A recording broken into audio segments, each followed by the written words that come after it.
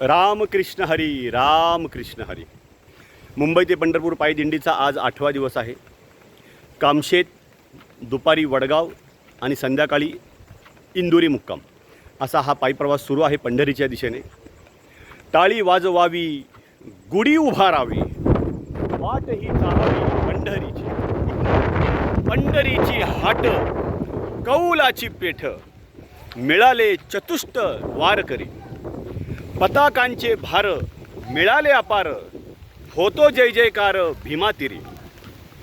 हरिनाम गरजता नाही भय चिंता, ऐसे बोले गीता भागवत. खटनट यावे शुद्ध होऊन जावे, दौंडीपिटी भावे चोखा मेळा. टाळी वाजवावी, गुढी उभारावी, वाट ही चालावी पंढरीची. रामकृष्ण हरी. भयानक पाऊस सुरू आहे.